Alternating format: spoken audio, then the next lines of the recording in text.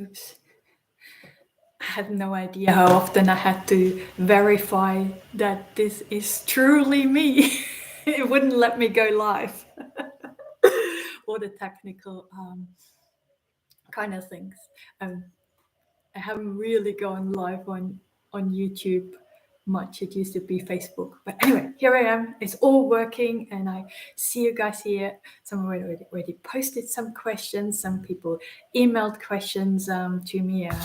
A little note here to remind me of the questions. So I think we just dive right into all these questions. I see. Is it Carrie Land? She says, several times when I have been triggered, I couldn't hear a word I was saying as I responded. That is interesting. And you asked, is this another form of dissociation? This was different from when I lost time and had no awareness.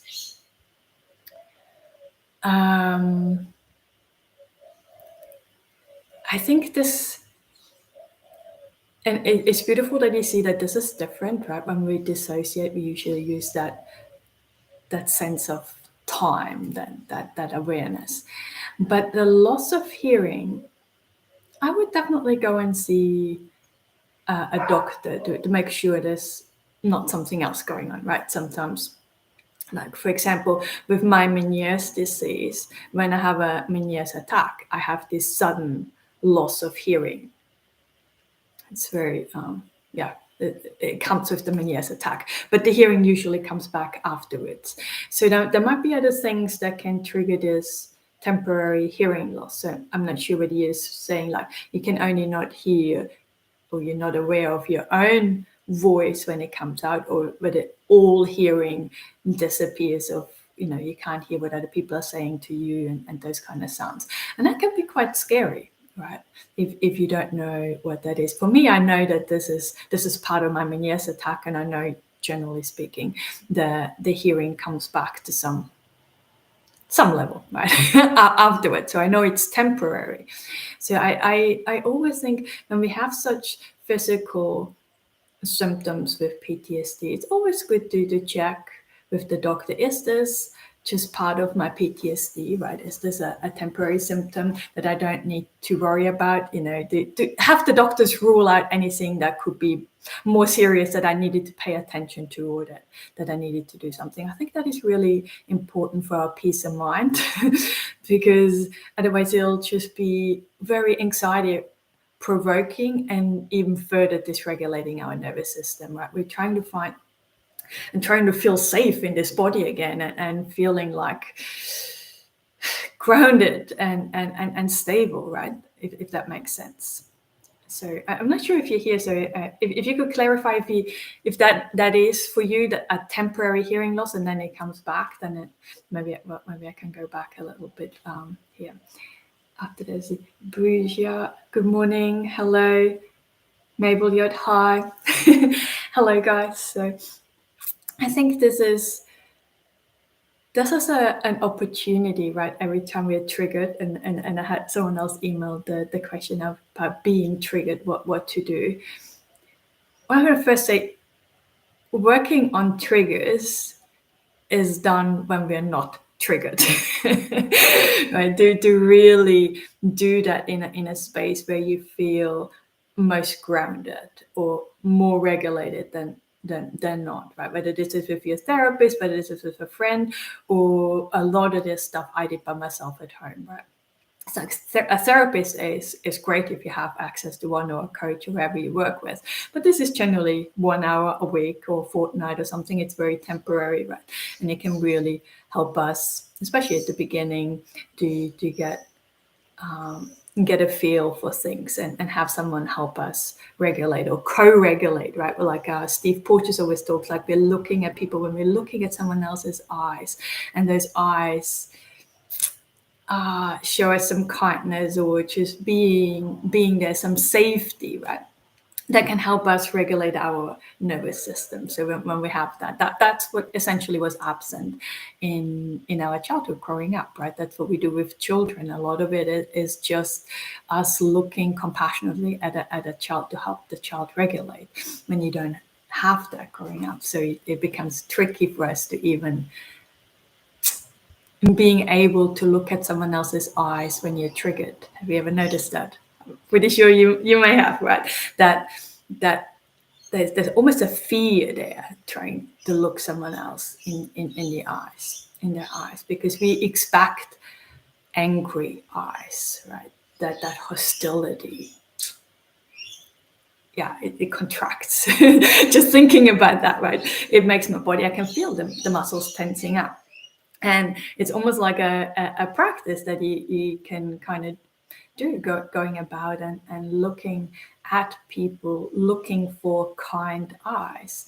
Because really, even though we had a lot of abusive people in our life growing up, there is a lot more people who actually are kind, who have a good heart, right? Who are generally good people, right? Everyone has off days, but generally, people walking around that we can just have that brief eye contact to look at. Right. So that's okay. Hello. Reverend Hill of Darkmere. Hello, Tanya. I wanted to know, is PTSD a lifelong disorder? Once you're diagnosed, you have it for life. Ooh. That is a question I asked too, and that was sadly one of the first things I was told by doctors, psychiatrists, right? That PTSD is like a lifelong thing, that I will need to have treatment and medication for the rest of my life. I still remember this moment like it was yesterday, right? But it was like 2 decades ago. But I also, when they said that, something within me in that moment said, no, I'm not having that. That's not me. That's not my life. This is not true for me. And I'm going to do everything to prove you wrong, right? And in a way, like I said, I was diagnosed but a couple of decades ago. I was on a lot of medication for about 10 years. I had a lot of therapy. I worked with a lot of coaches. I did a lot of courses. I got a lot of qualifications. I wanted to be my own psychologist, right? Because I couldn't even really trust psychologists at the beginning. Talk about trust issues. But what my life is like now is what probably even professionals couldn't see was possible, right? I had so many flashbacks, nightmares. I couldn't sleep, right? I had all the fibromyalgia, the critical voice. It was just nothing but hate for myself, right? And what I have now is almost the complete opposite, right? I can't remember the last time I had a flashback. I tapered off all of my medication around 2018. So what is that now? About 5 years that I've been completely off medication. There wasn't a lot of antipsychotics and quite heavy-duty medication and SSRIs and all this kind of stuff, right? So I've been off all medication, haven't had any flashbacks, nightmares, mild nightmares, right? I used to have night terrors. So none of that is there anymore. I don't get triggered the way I used to in work environments or in the shops. I perhaps still have a sensitivity to sounds, like if someone makes a loud banging kind of noise close by, I might still have an exaggerated startle response to that. That's perhaps one of the things that it is still kind of lingering there. But overall, I actually even think if I would see a different doctor that I've never seen before, and they ask me what kind of symptoms I have now, I probably wouldn't even get the diagnosis of PTSD in this moment, because it doesn't really affect my life the way it did 2 decades ago.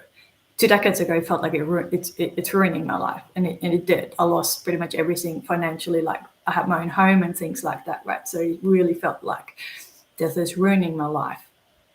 But so I don't believe PTSD is lifelong. When we're talking about the PTSD crisis, right, that really severe initial phase that is really intense, where our emotions are just so out of control and so debilitating, and you can't focus and concentrate. Like, you can't do even simple, like making a sandwich becomes a complex task, right? In that period, it might almost feel like impossible to imagine that something else is possible for you. But I think it is important to keep that hope there and trusting that this could be possible for you. And I think that the reason I could trust this, and I'm hoping I can be that for you, but right at the beginning, I went to a healing week. So it was like in a very rural property, and all we did was really just go deep on the healing and inner child work. And there was one lady there. At that time, I was in a PTSD crisis, and things were not good for me at all. But it felt like she was through at the other side, and it was having that conversation with her, and her saying that she made that statement that she doesn't just want to thrive. Like, screw thriving, right? I want to have an extraordinary life, and she was so determined about it. And the way she explained to me where she was and how she is now, and how her life transformed and what was possible for her, made me realize, oh, actually, so some people do get better. And then when I was running my Facebook groups and things like that, there was people all around the world who talked about transformations like that. So that helped really cultivate that it is possible. It is possible to get better. It takes a tremendous amount of patience and determinations. And I think it's that shift of the way we think about ourselves, right? That sense I'm broken every time I'm triggered. That not just being triggered, that in that situation that I have a reaction that I wish I didn't have. But then we layer that with some shame and some guilt, and then later even thoughts like, here I am again, right? I spent tens of thousands of dollars of therapy, and I shouldn't have reacted like that. I should know better by now, and I still am there, and I'm laying off this guilt and that anger and that irritation with myself, that hate towards myself. If we can shift that slightly, so every time I'm triggered, that is an opportunity for me to undo some of that wiring, right? That hate towards myself. Because where does that hate come from? Right? Check in with yourself. Where does it come from? Whose voice is this speaking to you? Right? Usually this is almost the same as you have been told when you were a little child. Right? Abusive people have been telling you these kind of things over and over and over again. You kind of internalize that, and now you're saying it to yourself in that moment. Right? In a moment where you actually needed some support and compassion. But because you've never had that experience of someone when you internally don't feel well, having a nurturing, a loving, a caring person there, mirroring that to you and holding you with that love, right, in that moment, helping you to restore a sense of safety.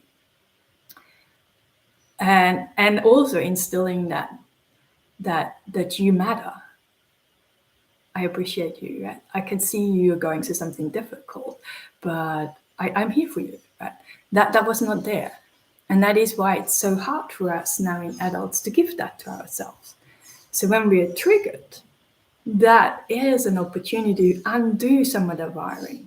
Catch yourself, you know, when you hear that critical voice coming in, beating up on yourself the moment you're triggered, it's like, oh, here is that critical voice again.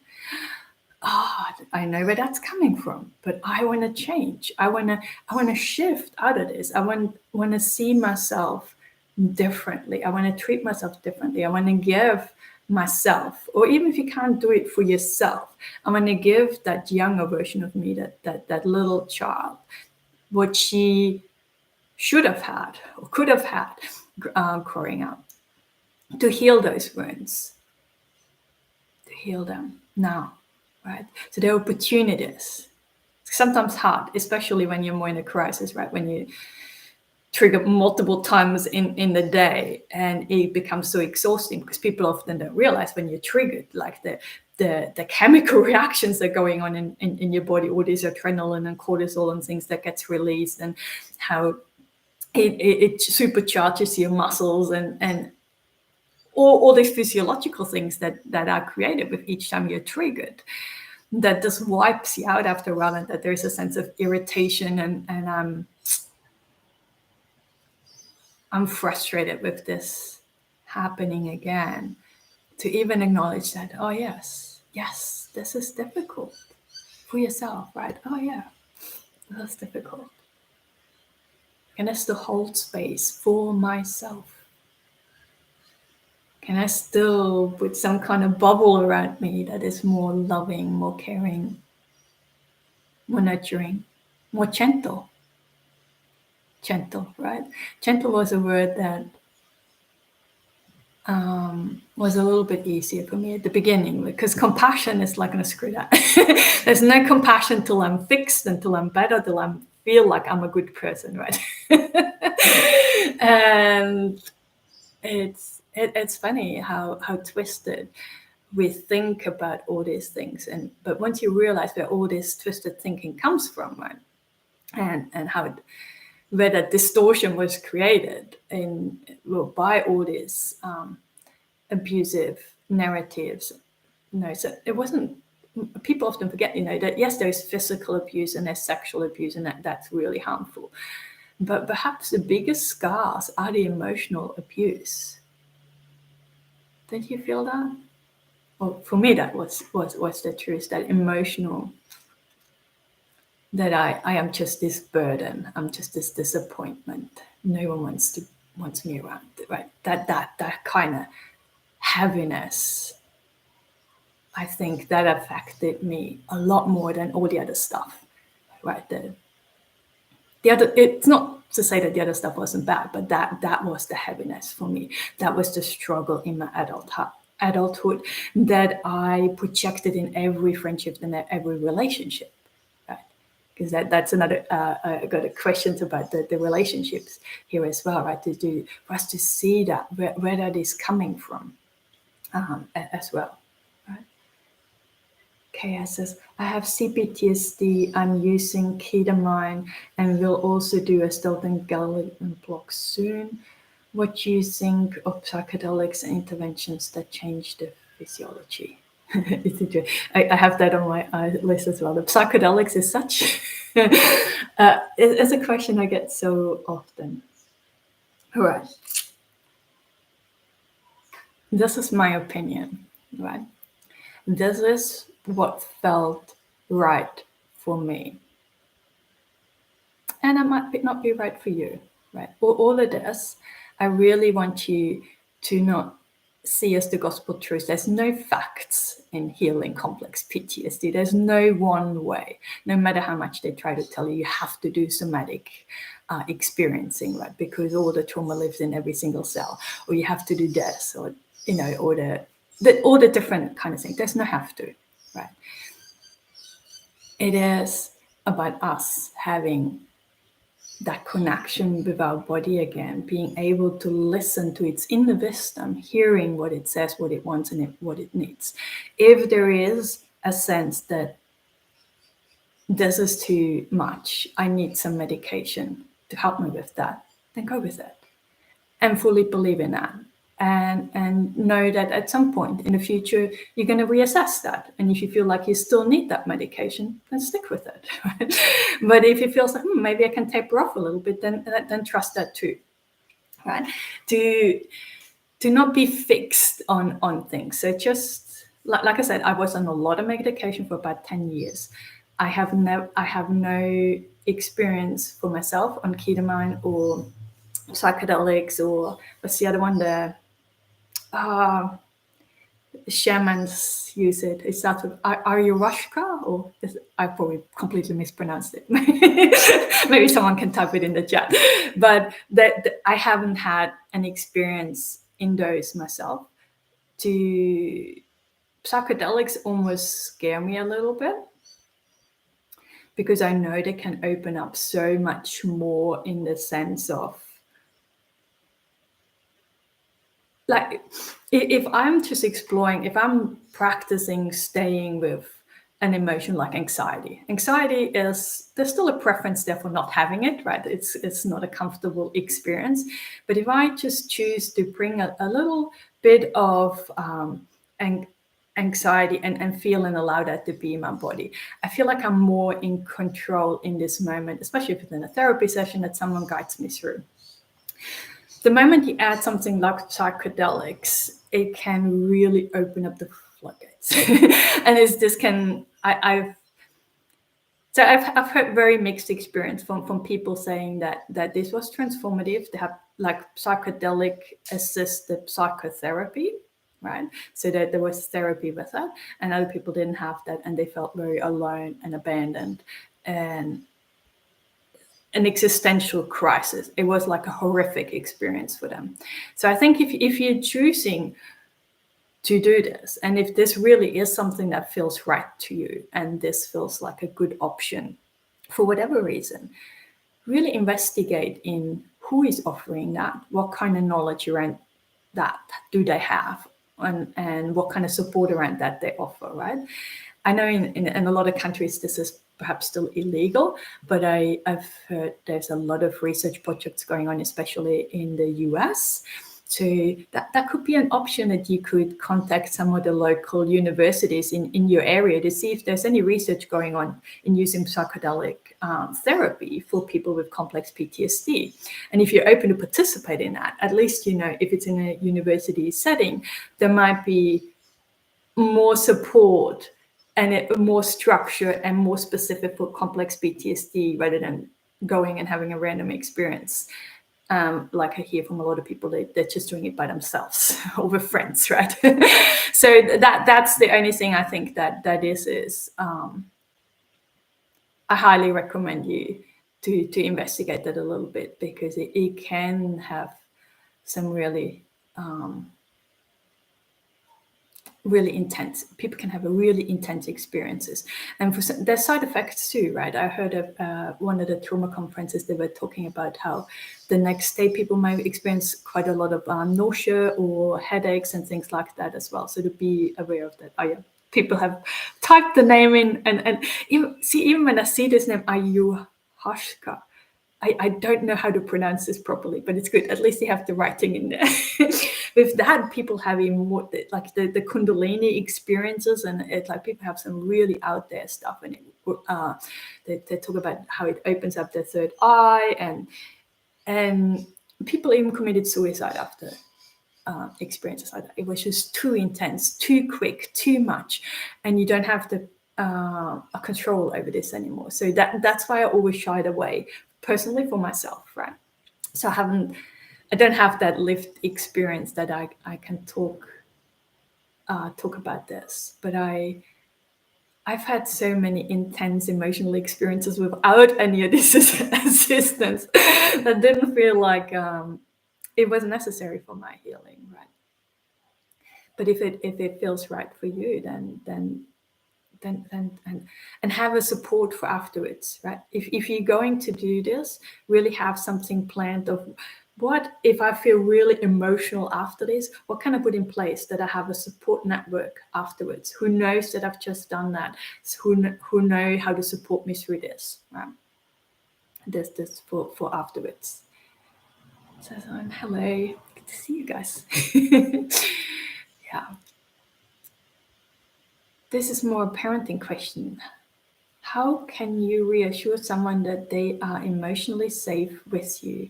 I was very critical with my 11-year-old growing up. Now I'm more balanced in my approach. Feeling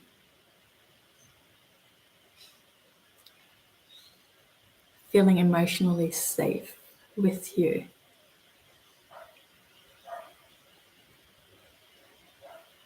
I think most of this, and this isn't even just for children, this is even for other relationships as well. It comes back to ourselves. You know, how emotionally safe do I feel within myself?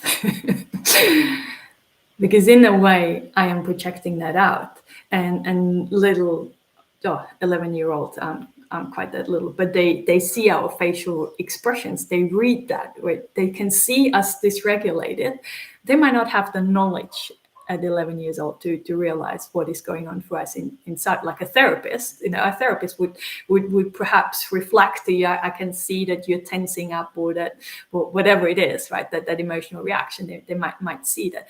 An 11-year-old just senses there's something off with mom. I don't know what it is. And it automatically dysregulates them, right? In children.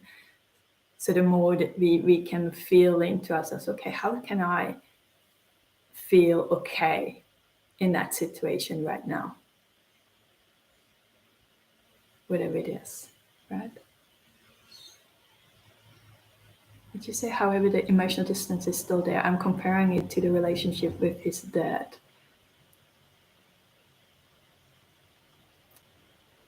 The shield that's still up between you and the child, I'm guessing. And we see that comparative, how that our inner critic can show up in different ways, right? It can really be critical, but you're just no good, and you're just useless, and that really about who you are. But it can also do that always that comparing to others in an unfavorable way, right? I'm always less than, I'm not as smart, not as good, not as successful, not as loving, not as caring, right? It always compares me as less than in whatever thing. And to notice that, right, it's like, oh, here's that voice again that says that I am more emotionally distant, or the relationship between me and my child is more emotionally distant than the one my partner and my child has. It's like,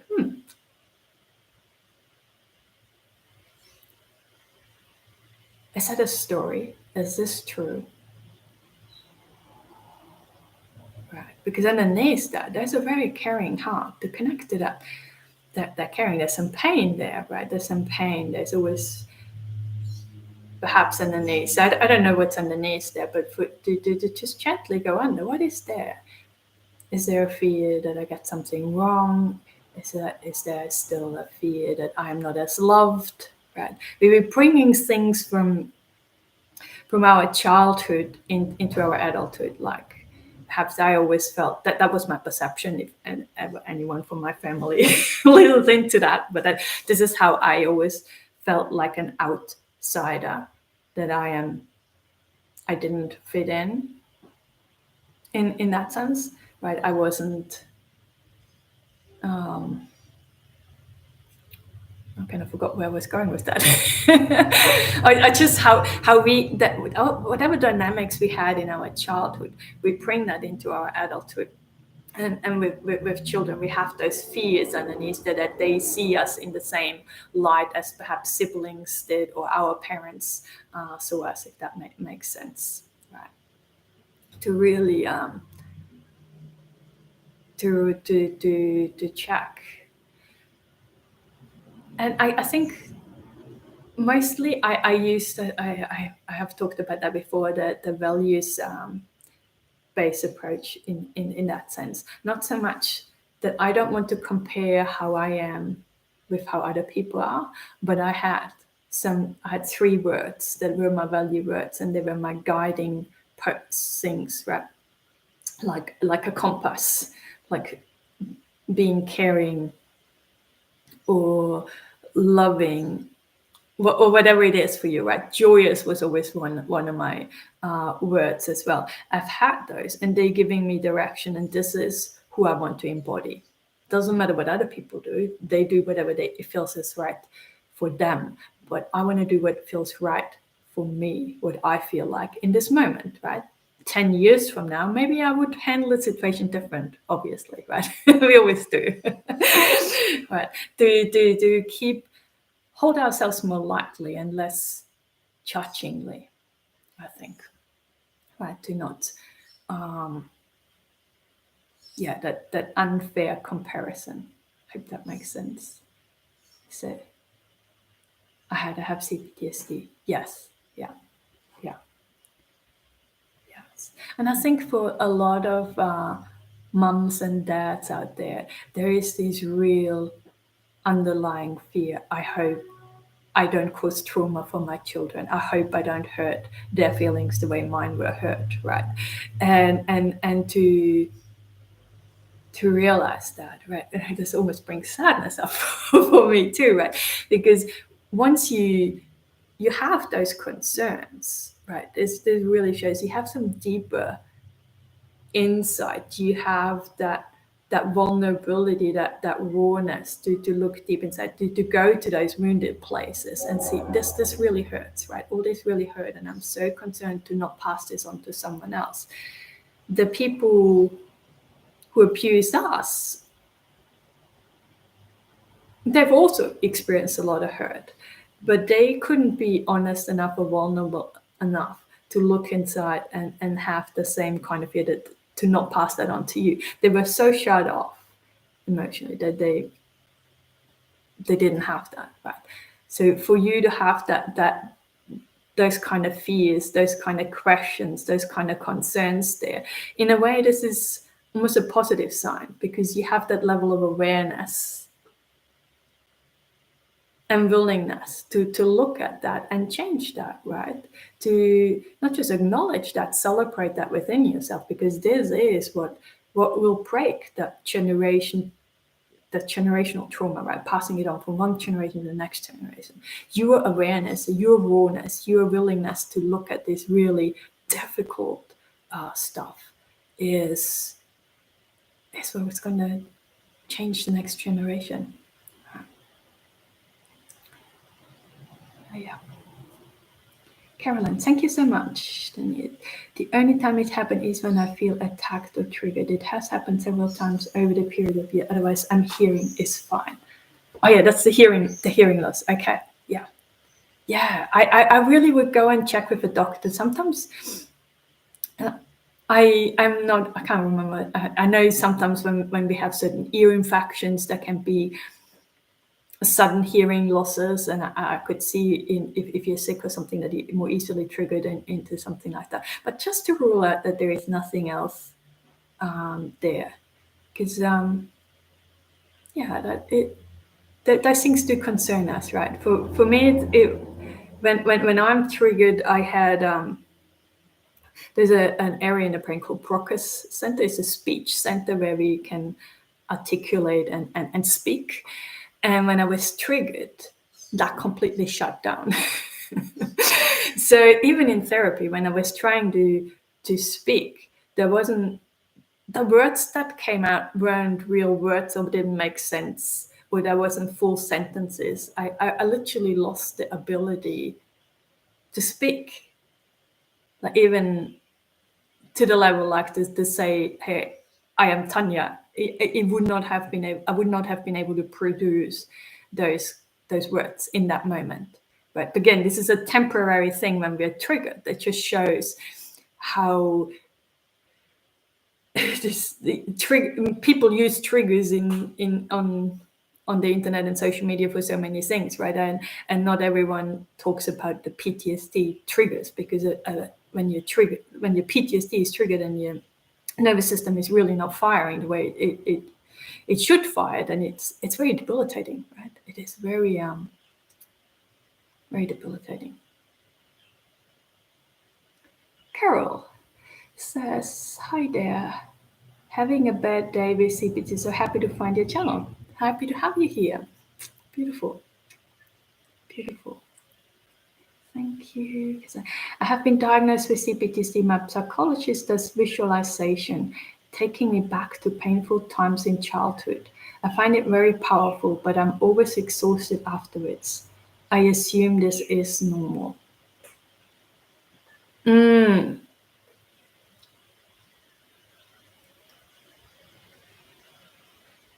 you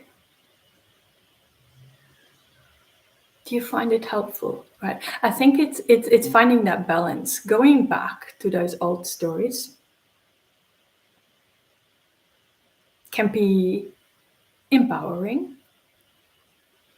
And at the same time, like you said, they're extremely exhausting. And it's almost like the day after the therapy, you still need a day to recover. Like you just had the flu. Sometimes we feel really wiped out after this. And to recognize that, it's like, oh, wow, did I push this a little bit too far? Right, did you check in? Is this a little bit too much? I used a lot of visualization in my healing, but perhaps not so much in going back, but more about how I want to be in future. Like for my triggers, if I know, for example, going and having to talk in front of the class, that I will have anxiety coming up. So I visualize literally in detail, walking into the room, feeling the sensation of the anxiety, but visualizing how I not let that overwhelm me like it could, and me not being able to speak and produce words.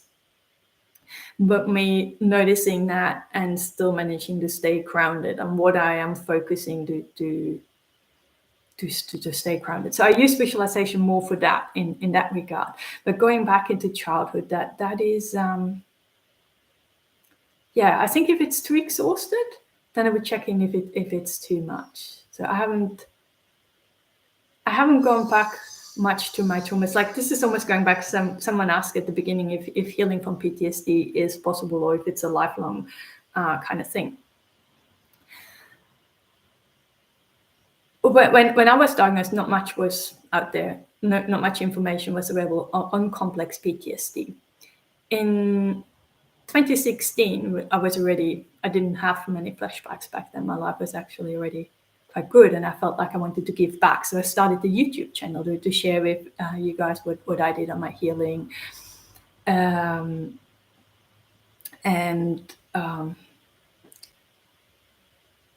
what I found helpful.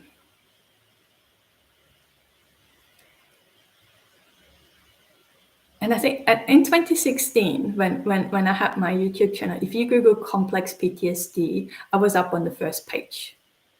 I didn't do any advertising or anything, but there was just really not much information on complex PTSD up. Now, if you Google complex PTSD, you won't find me, right? There's so much information. And this can be good and can be bad in a way, because now people see complex PTSD is so complex. I need to have a very professional, very informed therapist who knows everything about this. And I just want to say that my main therapist,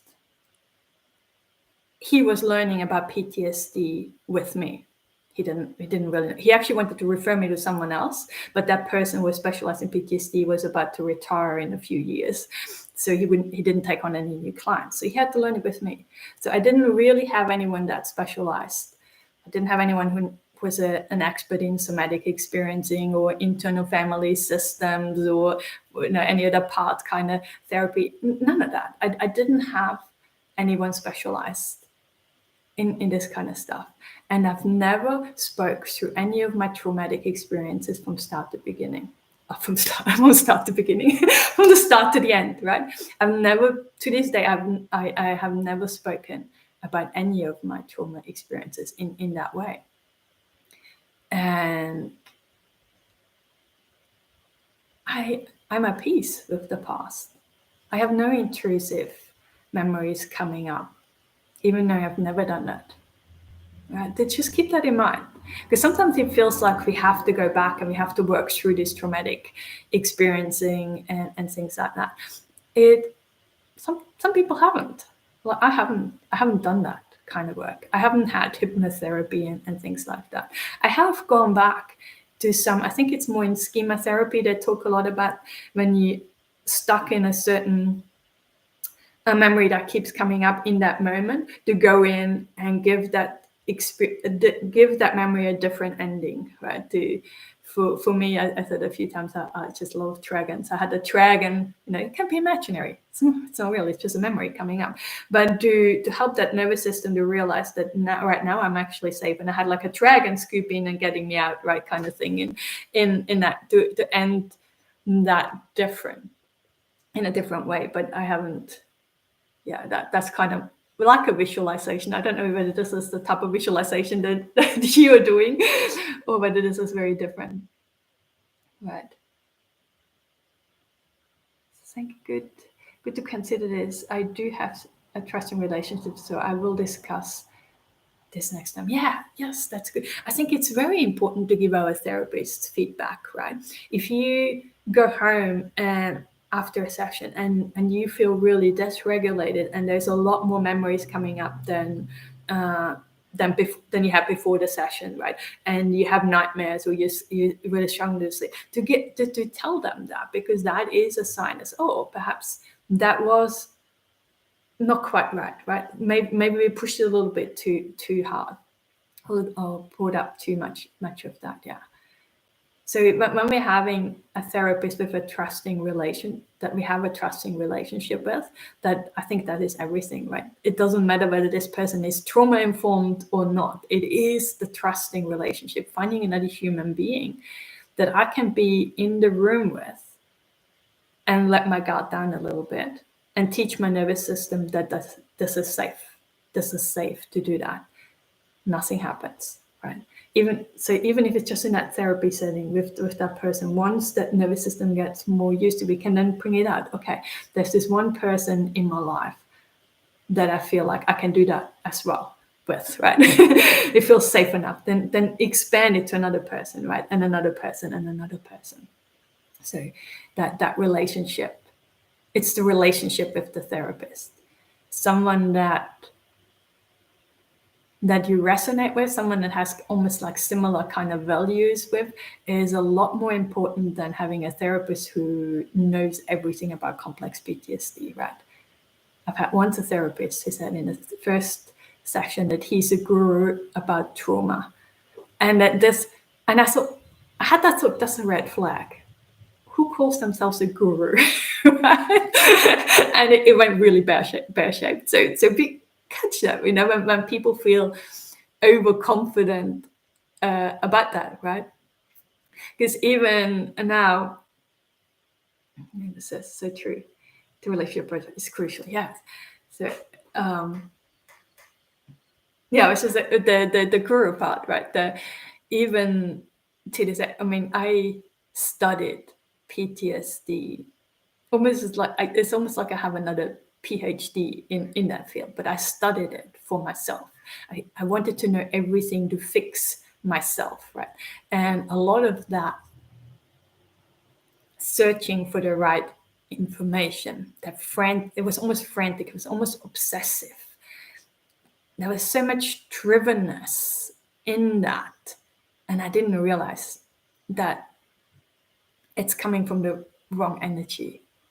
I cannot know myself better. I cannot think myself better. I didn't realize that I was so stuck in my head, all about the thinking, and that this studying kept me so busy in my head because I was so scared to actually drop in my body and feel, right? I was avoiding that. So I kept out there going, learning more, doing another course about PTSD. So it was a distraction, really, from my own healing to pay attention to that, right? Is it the 6th or 7th book I read this year on complex PTSD? And then it's like, oh, let me pause a little bit. Let me think about that, right? Do I really need to know more? Or do I need to kind of allow myself to drop into my body a little bit more and learn to feel safe in my body?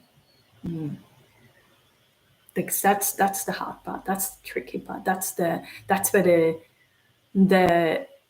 the healing is, right? That sense I am, the PTSD doesn't affect me so much now, is that I'm no longer scared of having anxiety, right? There's intense emotions. I'm no longer scared of getting depressed because I know they're just sensations. And in the past, the fears were the stories I had around the fears, right? Anxiety. Example, yesterday I had some anxiety showing up. And in the past, I would have, oh my gosh, what this is bad. I would go into all these kind of stories about how I shouldn't have anxiety and how this is wrong and I'm just so broken and I don't like this and how none of the approaches that I learned just don't work and it's still there and all this kind of stuff, right? Well, yesterday came up and I knew it was there because I this live stream, right, doing a Q&A and I knew that the anxiety was about the Q&A because the anxiety came up. I was like, oh, and I can stay with it. I like saying like having a cup of tea with anxiety, right? I welcome it in. It's like, yeah, you're welcome. It has a message for me, right? And anxiety was there, and it was like, who do you think you are doing a Q&A, right? And it's like instantly, and oh yeah, of course, right? Because putting out there a Q&A, I didn't Q&A, that's just what people call these kind of things, but who do you think you are that you know the answers to the questions, right? So anxiety shows up. It's almost like to protect you from disappointment and humiliation and those kind of things, right? To recognize this. It's like, yes, of course you're there. And of course I don't have the answers to everything, right? I don't. And I don't have the answers for the stuff in my life, and I certainly don't have the answers for everyone's life, you guys, right? I don't. But to recognize that and you can have a laugh about it. Oh, the anxiety is just trying to protect me from that, right? But I own that. I know that I don't have the answers to it. That's not what this is about, right? This isn't about knowing. This is about being comfortable enough in my body, not knowing what to do, to allow to sit that and open up instead of constricting, right? Because every time we tense up, it's like, oh my gosh, I'm so sick, I'm so broken, I don't know what to do. I've been to 6 different therapists and none of them worked, and everything's falling apart in my life, and that kind of that franticness to kind of pause. And I was like, oh, to make room for that discomfort, to make room for whatever feelings that are bubbling up, to know that it's like, they're not my emotions, right? I used to call my anxiety. It's not my anxiety. I don't own this. This isn't all of it, right? It feels like it, but to open up anxiety, for example, it's just a frequency. It's just an energy. Emotion is energy in motion. It's an energy that is trapped in my body that I keep down. But if I can slow down enough and open up and allow it to go beyond my body in that sense, right? I sometimes like to imagine that every time I breathe in and as I breathe out, that bubble, as in around my body, is getting bigger and bigger. There's more and more space for those uncomfortable emotions, and I can even make that hand motion, right, to help me to expand. There's so much room for that emotion. I don't have to keep it inside me. I don't have to trap and push it down, because the more space I have, the more it dissipates, right? It's like if you drop one drop of color in your glass of water, right? The intensity of that drop, it just, what is the word? The dissipate? No, I can't quite think of the right word, right? The intensity, it just eases off, giving yourself that space, right? That is where the healing is. Me being able to, whatever emotion is coming up, I'm just allowing that to be there and giving it room, and don't add my stories to this. Or if the stories come up, right, the mind might just automatically produce stuff. It's like recognizing this. Oh, here's my mind telling me that I'm a loser. Here's my mind telling me that I'm a burden to society and never gonna amount to anything, right? Every story, everyone has their own kind of story. My mind would go quickly from that, and the next thing it would add is that I should just not be involved with people. I should, because I'm such a burden, I should withdraw. And then the next thing, I'm homeless and alone, and I'm going to die on the side of the road, and no one will notice, and no one will miss me, right? That story can go from having a little bit of anxiety showing up to me dying on the side of the street, no one noticing within seconds. Right? Can anyone relate? Right? This story, and it's the same story over and over. And eventually you recognize, oh, here's my mind about telling me the story, and you can almost print, yeah, I know, and I'm going to die home alone, right? and seeing that this isn't my brokenness. This is just that critical inner voice is offering some protection, offering me, helping me to be safe. And this is the only way it knows how to do. Right? Being critical about me, being judging of me. And once you recognize this, that this is all, it's just trying to protect me. It's like, oh, okay, yes, thank you, but no, thank you. Right? I've got this. Do recognize that. I hope that makes sense in that way. I love that approach to anxiety. Yeah. My psychologist asked me to question whose voice is that when my critical voice shows up, and I know whose voice it is from my childhood. Yes. Right? Whose voice is that? And sometimes it can really help when you know whose voice is it. You can give it like a Mickey Mouse kind of sound, or give, if you're very visual and you can almost see that person there, and give that person a clown's nose and a wig, and make that person look really ridiculous. So whatever comes out, you can no longer take it that serious, right? In a way, that's another thing that used to help me with that critical voice, right? When you know exactly where it comes from. Oh my goodness, I can definitely relate. Thankfully, I have made a lot of progress in dealing with that, right? Yes. The holding it in space, putting it in love bubbles, all these stories, right? Yes. Thank you, mind. I think that's another one I always is thank you, mind. And then you're just trying to protect me. It's good. I've got this now. I'm an adult, right? To literally remind myself constantly that I am an adult. I have different options available to me now. Right? Because that is the thing, that the minute you get triggered, and that wasn't really that obvious or clear or conscious to me at that time when I was more in crisis.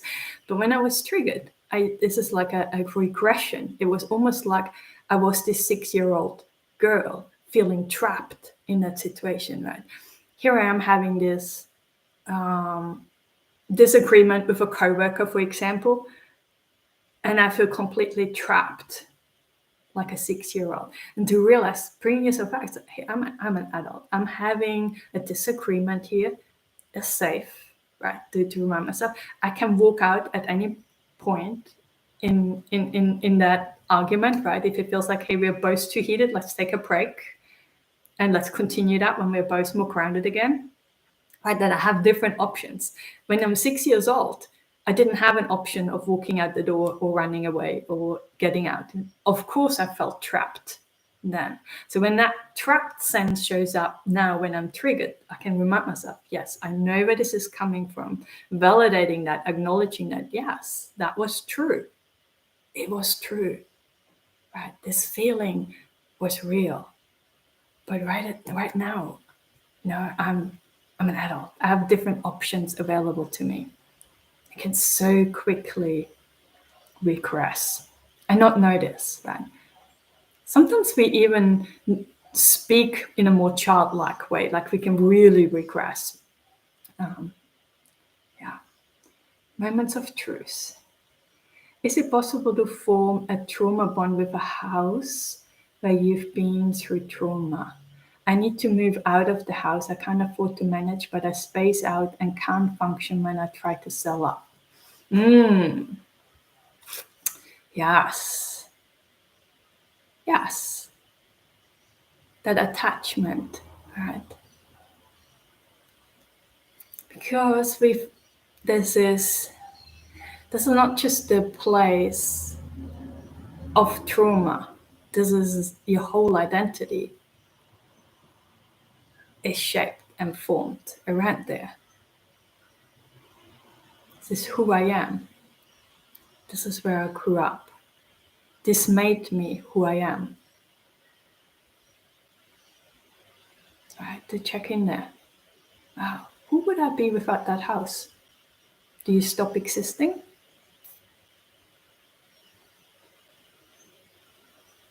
Because we have some really strange fears coming up sometimes, existential, and we look at this in a very open, non-judging, neutral kind of way, right? Almost like it's someone else's story. I was like, oh wow. We can acknowledge, we can realize why it is there. Of course, I'm really attached to this place. This is where I've grown up, right? This is all I've known. This is all I've known, right? Let me just double check where I've been.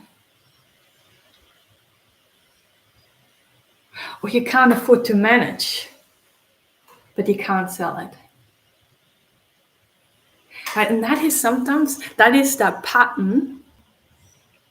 I could be totally wrong. I don't know enough about you, but just when you say I can't manage, because there's a pattern in childhood, things always feel overwhelming and I can't handle this. This is too much. Kind of loop, and we recreate that in our adulthood, right? In various ways, whether this is at work, with relationships, with people pleasing and things like that, right? And it can also be, I could see that in a house, right? This is because I don't know where you are I'm in Australia. We have a housing crisis here, right? The rent and stuff just is, yeah, it's insane, right? It becomes really a crisis, right? I can't manage financially holding on to where I'm living right now. But at the same time, this feeling that this gives you, right? This overwhelm, I can't cope, is most likely the same feeling you had all through childhood. It is so familiar to you that there is almost some comfort around this because it's so known, it's so predictable, right? You so know that inside out. You've had years and years and years of that. It's not a new feeling, but you selling and leaving that behind opens up for something new that feels unfamiliar. It's like it almost feels like we're falling into a hole, and it's scary. It's like, what is it? How am I going to deal with that? Right? I don't know this. I don't know this feeling. I don't know that this could be more freeing, or what actually having it easier and more manageable, more financial secure, not so triggering, right? Being in a place that feels safe and I sleep better. What would that be like? And this can be so different to what we have been used to all our life, that it is triggering, even knowing intellectually, oh, but this will be better. Your nervous system says, no, we don't know how to do that, right? Your body doesn't even know how to produce all these chemicals just yet. It's so used to that other cocktail of it needs to produce to have that exact configuration of emotions that you have at that place, right? And you moving to a new place, it would have to come up with a new thing. And it's just that unfamiliarity to feel into that is, oh, but what if I could cope with that? Because our mind is usually very good at catastrophizing or coming up with some stories of how this is going to be the worst decision ever and how you're going to regret that for the rest of your life and all this kind of stuff, right? But it's not so good at predicting, but what if it makes my life easier? What if there would be so much more peace within my nervous system if I did that, right? What would that be like?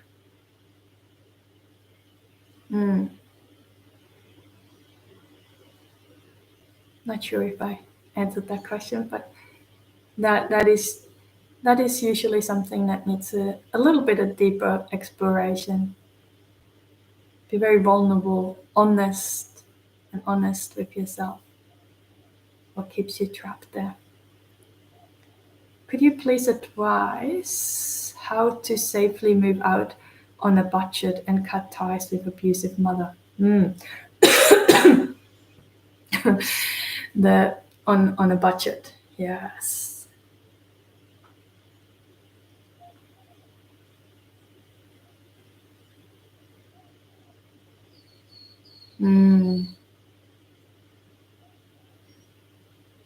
I don't know if I have an advice as such, because it is just very difficult to heal when we're still living in a place where there's a lot of abuse happening now, right? Because most people, PTSD really flares up when we're actually no longer living in an abusive place, right? At least in my case, that was reasonably safe in most of those places.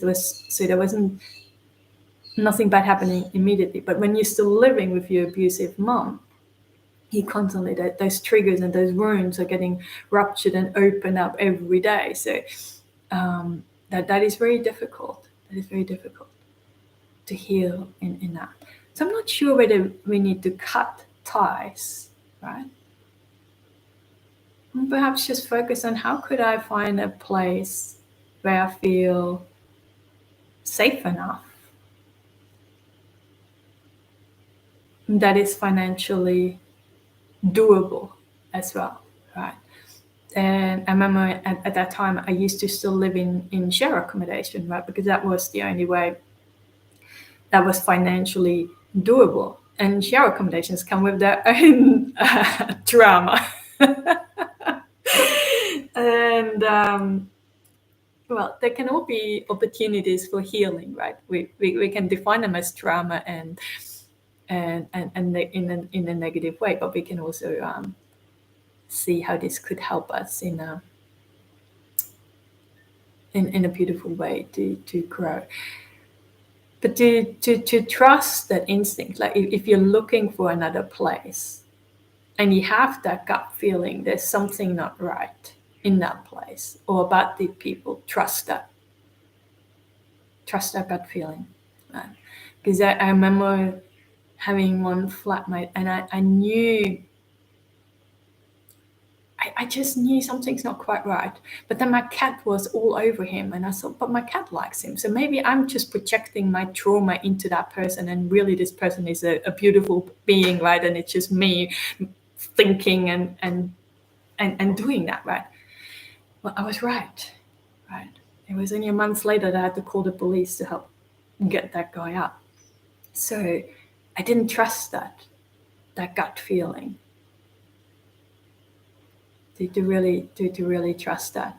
That's perhaps an advice.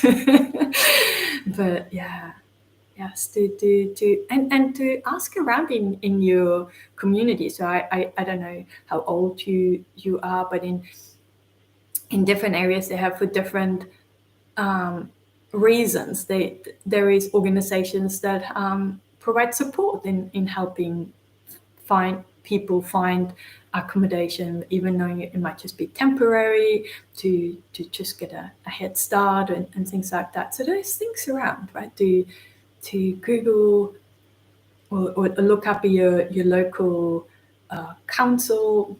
In Australia, they have community centres in each area. They often have a lot of information of what kind of organisations are around in your area or people that might be able to help you out. Right, so to check those things, right? So Tanya, I need to head off now, but thank you for all your interesting session.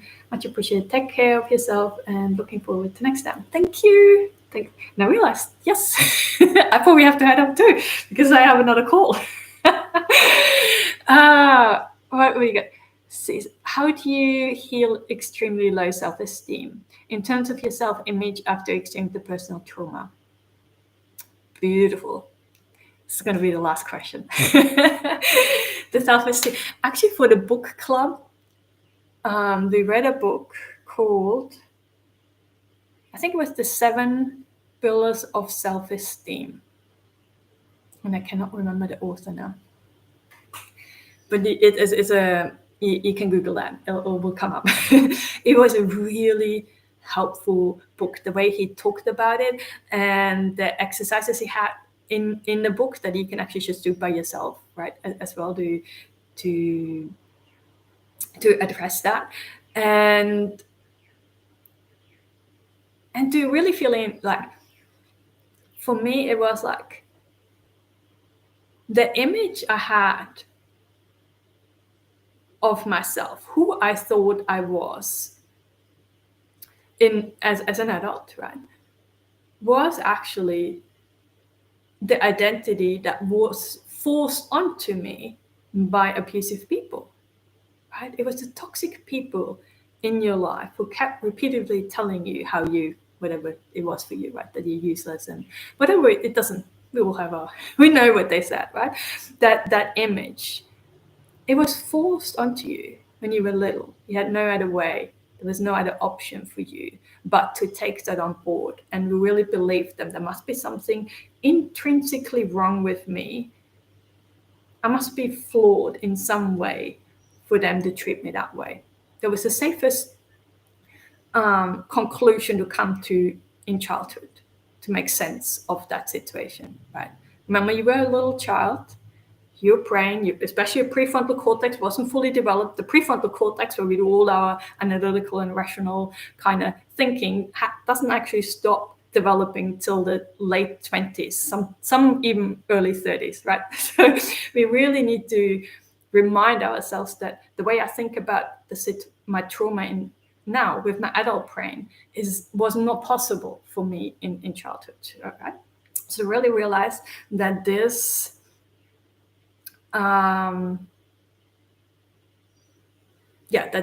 this image comes from abusive people. Now I have a choice every moment in my life, in my day, right?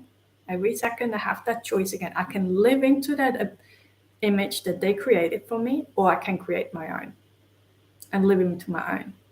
Paint that out. Really sit down with yourself, make a collage, think about, who do I want to be? How do I want other people to perceive me? What is important to me? What are the values? To really flesh that out and look at that. And then every moment when you're doubting yourself again and when you're sliding back, to remind yourself, oh, this is a choice point. I can keep living into that identity people in the past given me, that toxic, that shameful, that I'm not good enough, I'm worthless, I'm useless, all this. And this is going to make me feel that way. Or I can choose to grow into that new image that I create for myself. I'm free to choose that now. Does that make sense? All right. Thank you very much. Some good thought-provoking points. Thank you. I believe you're frozen. I can't hear you. Oops. But I hope maybe you can go back and on the replay. It should be working. I seem to have a good internet connection here. But I really encourage you to check in, right? And to remind yourself that self-image, that who I think I am, that I came into adulthood with, was created by toxic people. I do not have to live into this now. I do not. I can give myself permission to be whoever I want in this moment, right? And the next moment, and the next moment, right? We cycle through, we go back to our old patterns, but know that the moment you're catching yourself, oh, I'm doing this, I'm living into that past again. I have a choice again, right? The minute you bring awareness to this, I can choose again, I can make a choice. I don't want to be that person anymore. That's not me. That was forced onto me. This is who I want to be. And I'm taking action towards that. Okay? Okay. Thank you so much, guys. Thank you for being here. Thank you for the questions. And I hope this was useful and to all of you. And I'm looking forward to doing something like this again one day if you find it useful. Anyway, so thank you guys. Bye.